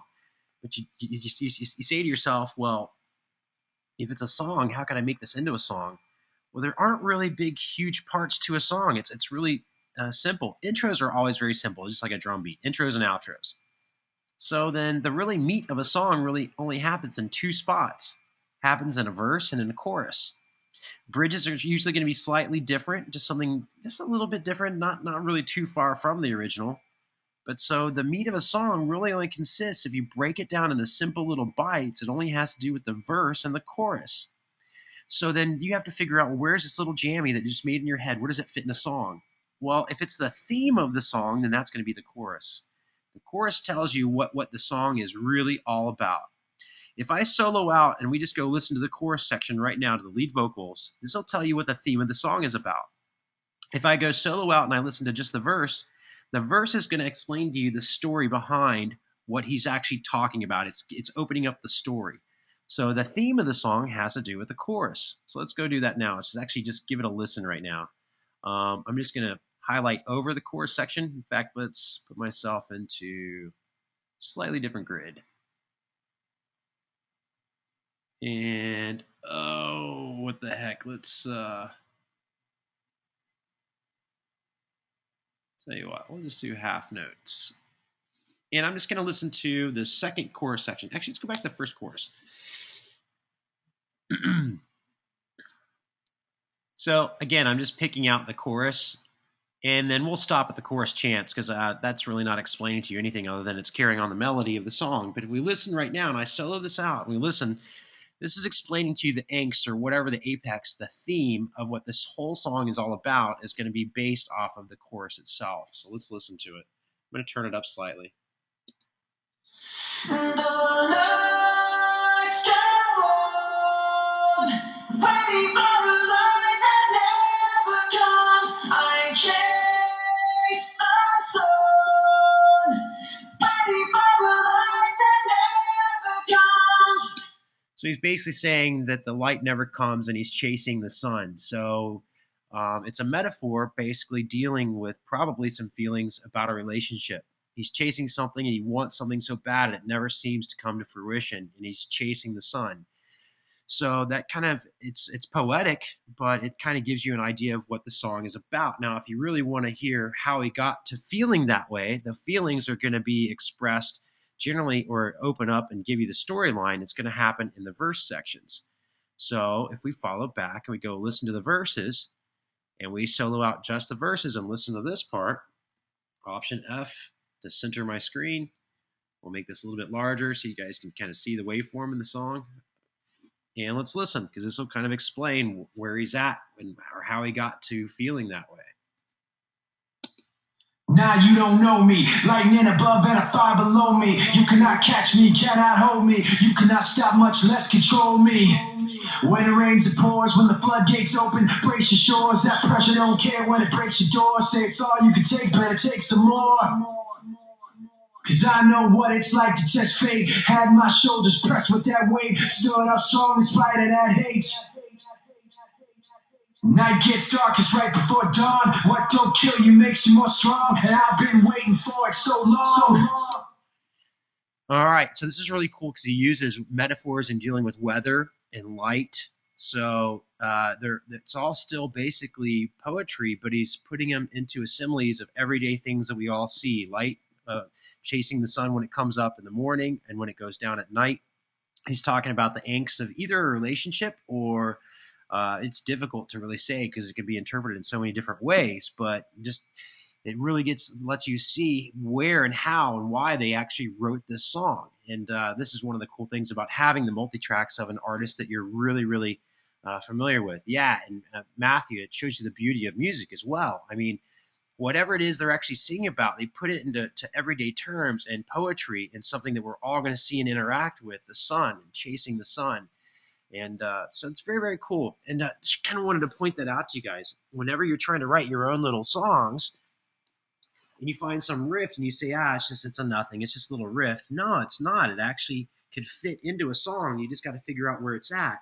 Typically, it's probably not going to be an intro or outro. Those, again, are just very simple. So then, is it a verse or is it a chorus? Is it telling something about the story, which would be a verse, or is it the story itself? The story is the chorus. It's the theme of the song. So just giving you guys little ideas. Whenever you thumb around on your guitar or on a keyboard and you think, wow, this is a cool little riff, if you actually create a song structure similar to like what you see here that we've already done in Pro Tools. Let's say we get rid of all the files here. What if we just delete everything in this song itself? Now, I'm not actually going to delete everything. I'm going to actually just do it as an example. Now you see that we have song structure. We have the song structure of Linkin Park. But basically putting in your own parts whenever you find a riff, figuring out where they go, all you have to do is then fill in the gaps from there. If you know it's the chorus, then you know you have to write a verse. Outside of writing the verse, the only thing you have to write is an intro and outro, which is basically just something rhythmic, and then a bridge is a very small part. There would be a small change in the song. Matthew Cardenas asks, is there a way to save riffs as loops? Absolutely. You record it down inside of Pro Tools and chop it into a 4 or 8 bar loop, and then create your own loop library. There's people that do that with drums all the time, especially drum libraries. If you're a guitarist and you find some cool little riff, well, then lay it out in Pro Tools, record it, and then just save it. And save it as a small either 2, 4, or 8 bar section. But yeah, it's not off topic at all. It's actually a very good question. All right, let's get all the files back over into Pro Tools. I just deleted.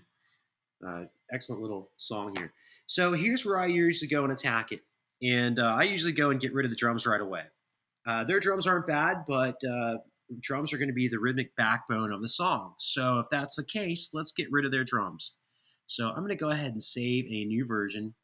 We'll do File, Save As. We'll call this version 3 because we're going to start doing some pretty drastic changes to the song. And in here, I'm just going to delete this track. I'm going to delete it because we're not going to use it anymore. So we no longer have drums on the track. Not a big deal, though. I'm actually going to hide all of the tracks here. And I'm going to show you guys a way of, we're going to utilize some of the loop libraries that I asked you guys to download from Avid, from DigiDesign, and we're going to use them in this song. So the way I'm going to import them is I'm actually going to use a workspace browser. Option semicolon will bring up the workspace browser. If you don't remember the quick key, not a big deal. Or actually, you can find it underneath Windows. And you see you've got workspace right here. Now, the reason I'm going to actually import from the workspace browser is the workspace browser does something a little bit unique that the other forms of import don't do. First of all, let's navigate and go find those files. Let's see, I got them under my users. That's going to be me. We'll go, there's my name. We'll go find my music folder. There it is. Inside my music folder, remember I saved something called Sounds and Samples. Cool. Here is that Avid folder that I imported all the Avid files to. The same files you guys have, so everything you see me using, you guys will have access to as well. You're not seeing me use anything different that you don't have. We could really choose any one of these. I don't know. Let's try Dance DJ, only because the tempo is already at 115 beats per minute. Let's see what we have for percussion. This looks like it's all going to be kind of support rhythm. So let's go back one folder and let's go to drums. Let's see, you got kick, snare. I'll probably want to go back at some point and create my own, but let's just grab one of their loops for right now and see what this stuff sounds like. Now, one thing that we can do differently using the workspace browser that you can't do from your other menus, let me hide the memory locations window, Command 5, is you can actually play back these samples no matter what tempo they're in. We can actually make them play back in the same tempo as the session and audition the material, the song itself. Notice I hid the tracks, but we can still play back and listen to the session. For instance, take a listen. Let me do a little bit of resizing here. I'll show you why. I like to resize my window so I can always actually see that workspace browser there. That way, anytime I need to get to it, I can actually just click and it's there. So even though we don't see any of the tracks in Pro Tools, if I hit play,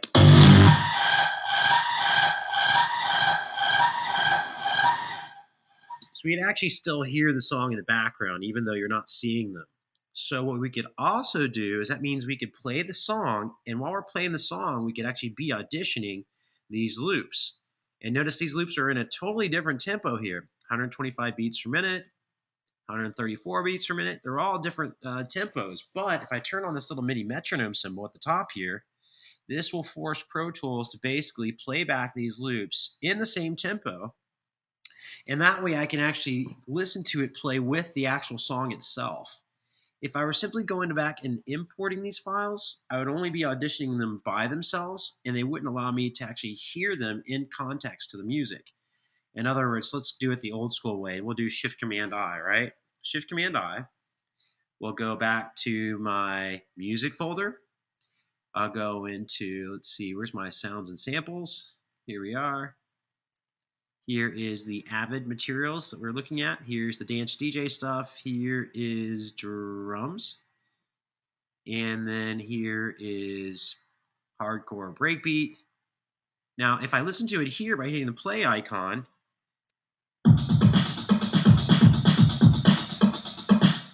now while it sounds all good by itself right now, I'm listening to it, and I might decide to import it, it didn't allow me to hear it in context to the music. In other words, it didn't audition it with the actual music playing, which is really going to let you know whether it's going to work in the song or not. I can't tell you how many times I've actually gone and heard a loop, and I think that loop is just slamming. It looks great. It's going to go great in my track. I import it to the song, and it doesn't work with the song at all. In other words, my head thought it was going to, in my mind, I thought it was going to work great in the song, but it just simply didn't work. So let's cancel out of here, and let's actually use the workspace browser to audition the files in tempo with the music. And that way you'll get a better perspective on whether it's going to work in the song or not. Now, up at the top here, I'm also turned on. I've made sure, I just right-clicked, and I made sure that anytime I click on one of these, it's going to start playing immediately. So it's going to automatically preview. It's going to automatically loop as well. And then if I want to actually stop it, it'll stop it. The spacebar will start and stop the actual loop. So let's start the song, and let's start just cruising through some of these loops. When I find one I like, I'm just going to grab it and drag it to my tracks list, which will actually add it to the session. So let's go ahead and let's try this now.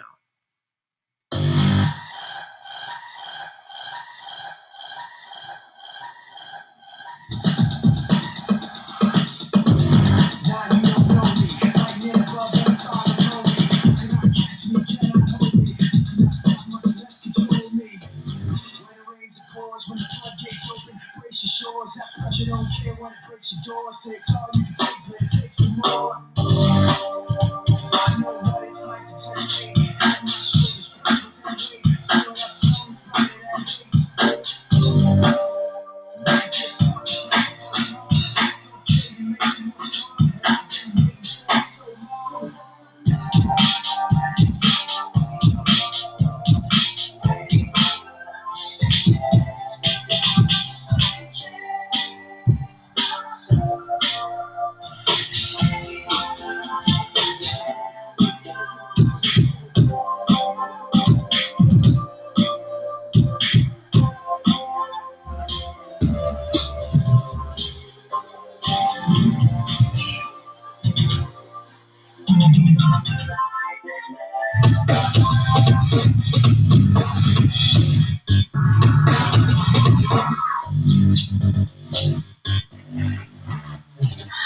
Okay, there are actually a couple loops there I liked, and I didn't actually import them. So I just want to kind of cruise through and let you guys see that some of them worked really good. In fact, I really liked the first one that we pulled up, and then some of them didn't work together at all. But notice that they were all in a totally different tempo than what the session is at, but they were all auditioning back with the session in the same exact tempo. Somebody asked a question about, is there elastic audio? Yeah, actually, what's happening right now is it's actually already pre-applying elastic audio to a loop that's not even currently in the session yet. It's basically just allowing you to audition it.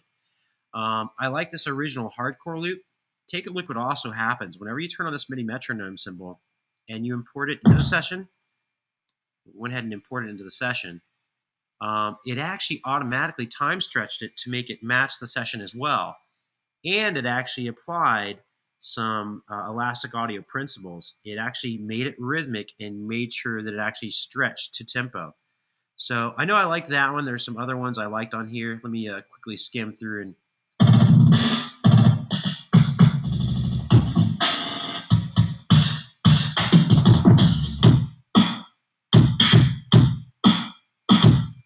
I like that one as well. And let me just cruise through. I'm gonna let the song play back a little bit. I'm gonna listen to a couple more samples, and then we'll move forward. Lightning above and a fire below me. You cannot catch me, cannot hold me. You cannot stop, much less control me. When it rains and pours, when the floodgates open, brace your shores. That put you don't care when it breaks your door. Say it's all you can take, but it takes some more. It's all you know what it's like to just fade. Have my shoulders filled with that weight. Still up strong in spite of that. Don't kill you, make you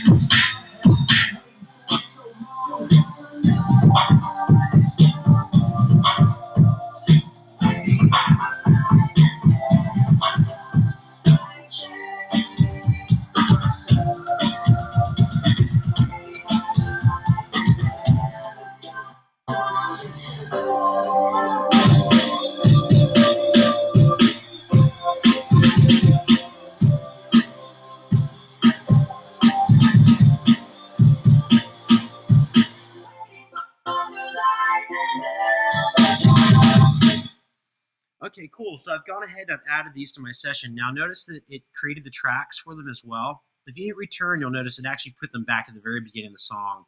And it also time stretched them to make sure that they actually would fit our session. Now, we have several different drum loops lined up here, and I'm obviously not going to want to play, what is it? I got 4 different drum loops. If I play that back right now, you're going to think it's a complete mess. It's going to sound terrible.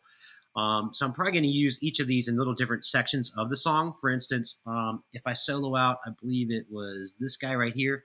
I thought this was really simple and would probably make for a good intro for the song. So if I use that just for the intro section of the song, that might really work out. So in fact, I'll probably go ahead and name that right now. We'll call it intro. So we'll call this intro loop. And then since the intro only happens for a couple bars there, we can just option drag it or duplicate it however you want. And then I'll need to figure out where these other guys go in the actual song itself, which we'll actually probably save and reserve for next week. And then next week, we're also going to create our own drum loops. You don't always want to just use somebody else's drum loop. It'd be nice for you to go and actually create your own. So we'll probably want to do that as well. But in fact, I might sometimes incorporate my own loops that I create, my own drum patterns with loops as well. So there's a lot of different things you can do. One of the reasons also that I kind of liked this drum loop is actually, if we open up and take a look at it, it gave us individual kick and snare. So if I wanted to go back and actually create my own pattern but use the actual sounds, we could do that too, because notice I have kick and snare that's wide open. So it really lends for a lot of possibilities of creating my own entire drum pattern without using theirs at all. For instance, if we wanted to do that, I could do that. I'll tell you what, we'll save that for next week, but let's open it up for some questions. We only have a couple minutes left of class here. It's been kind of a long night, and you guys have really held tight and stayed with me most of the evening. So let's open up for some questions. Any questions, guys?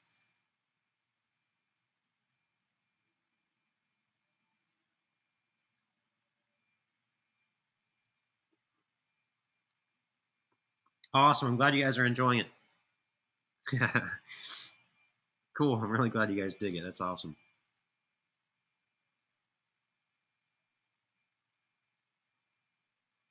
Yeah, Bernard, you're talking about the Celine Dion song.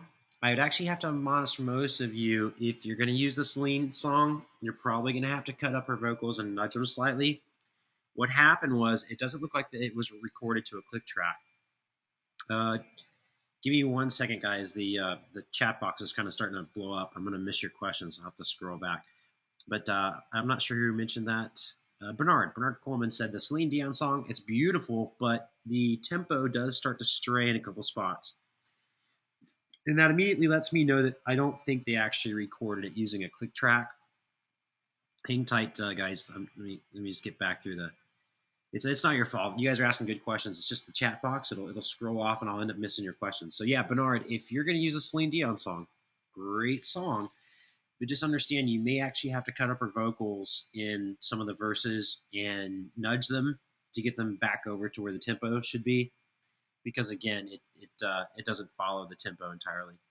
Let me scroll through and see some of your other questions here.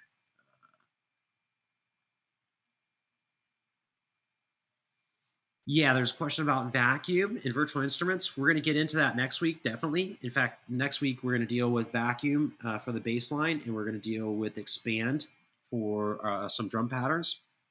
So yeah, we're definitely going to get into using those.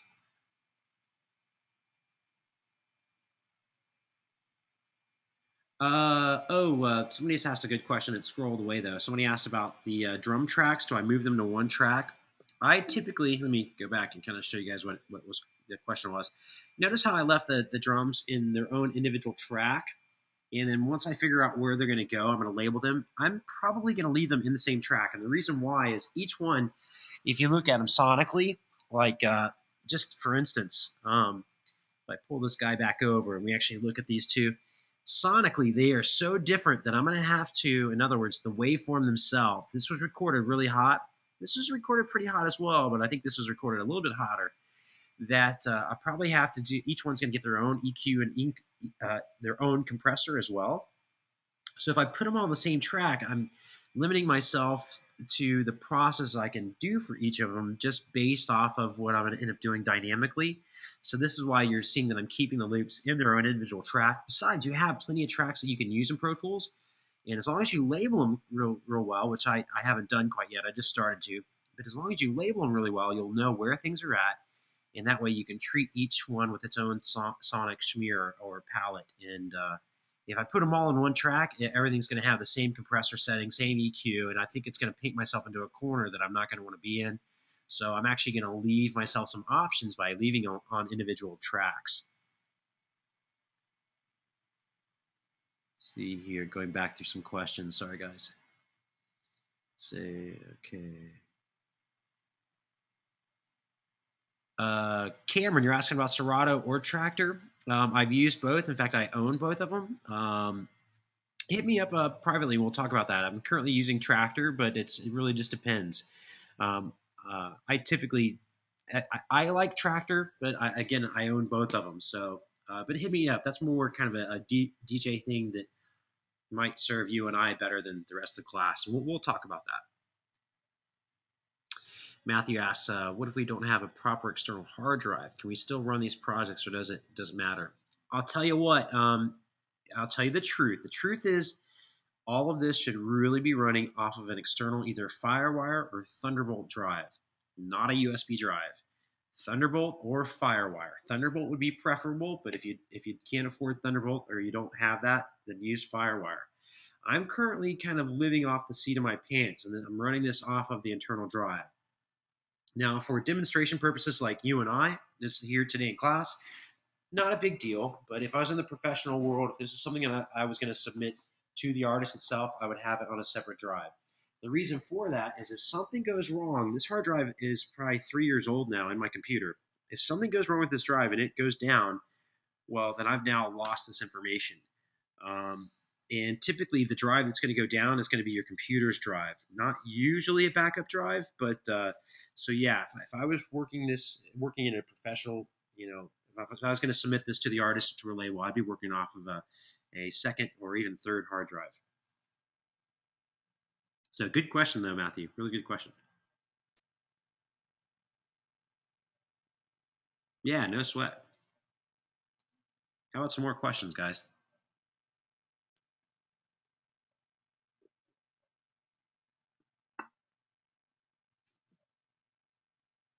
Hey, how about a cool song? What a really cool song to get to work on. We're sitting here with Linkin Park working on Linkin Park songs. That's really cool, isn't it? Well, guys, it's been a really good session. In the event you guys don't have, oh, here comes a question. Oh, okay. Yeah, when you saw me change the grid, it's this little area right up top here. And there's a little drop down window. You just simply select there and select your grid. You obviously want to make sure that you're in bars and beats. If you want the quick key for it, I got the quick key too. Quick key is Option Command plus and minus. Oops, nope, wrong plus and minus. Plus and minus on your numeric keypad. Sorry, I've just engaged something totally different.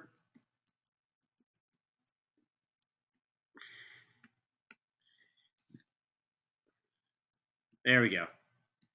So it's actually Control Option plus and minus. You'll see that that'll change your grid as well. So this is typically what I use. I use the quick key more often just because if I'm working with MIDI or something like that, I hate to always have to navigate up here. But for right now, you guys don't have to worry about quick keys. You guys can use whatever you want. But there you go, right up top.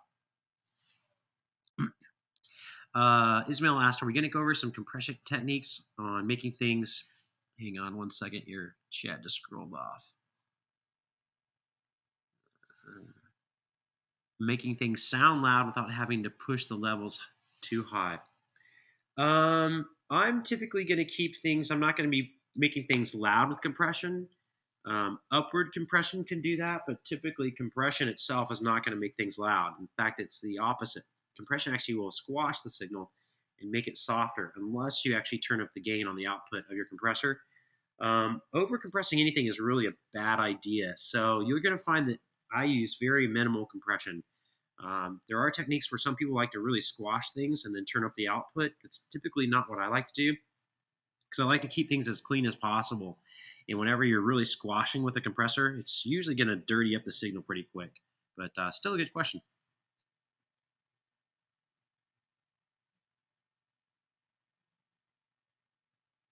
Matthew asked about downloads in Avid. The downloads that I showed you guys is giving you guys sounds that you don't have already in your virtual instruments. So it's extra information that you probably don't even realize you have. So that's why I wanted you guys to see it, because it's actually really, really good stuff for you guys, for especially this project we're doing right now. And that way you guys see that I'm not using anything special that you guys don't have. I want you guys to realize you have the same tools that I have.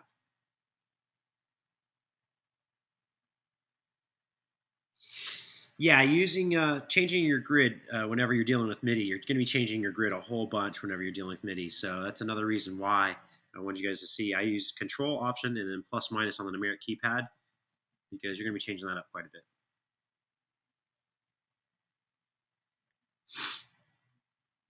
Justin's asking about downloading the virtual instruments. Oops, I'm typing in stuff out.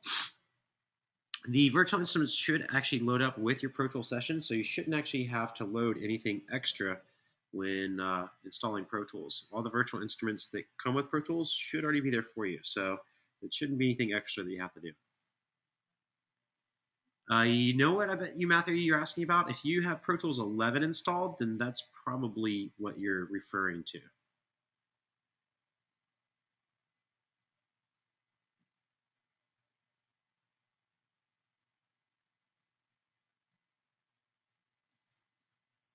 Yeah, Bernard, you're more than welcome to have your creative liberty. You don't have to use all the vocals.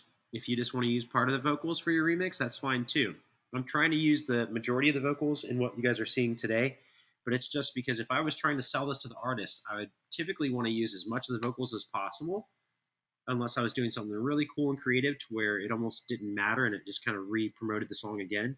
But for this project, you guys are going to see me use basically most of the vocals themselves.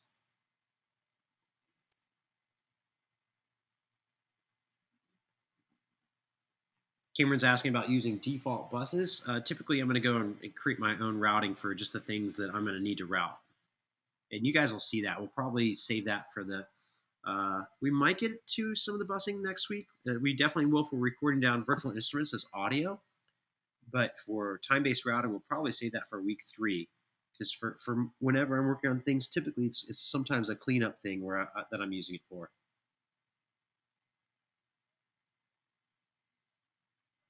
Yeah, Michael, not a problem. I'm glad you guys were able. This is a very cool song. It's one of the reasons why I like Indaba is very cool songs come up like this that give you guys some inspiration too. It's nice to work on one of your favorite artist songs and then get to use it for a project. So, absolutely. Awesome, Kevin. Thanks for coming out and hanging out. I appreciate it, guys. Well, if there's no more questions, we'll go ahead and wrap for the night. I'll hang out for a couple more seconds and see if you guys have any questions. And if not, we're going to call it a night. Yeah, good night, guys. Joseph's asking if will this be up in the morning. It typically takes me about 24 hours, and it's not because I'm lazy, guys. It's because it takes this. I actually have to render this video twice. The earliest it would probably be up would be maybe possibly noon if the render goes through okay, and if not, sometimes it takes me 24 hours to get it up. So it will be there for you, and it'll be under your announcement section. You can also see last week's if you want to refer to that one. But yeah, that's where you'd find your archives. Yeah, not a problem, Joseph. No sweat. Good question. All right, guys. Well, have a great evening. Thanks for coming out, and I'll see you guys back next week. Good night.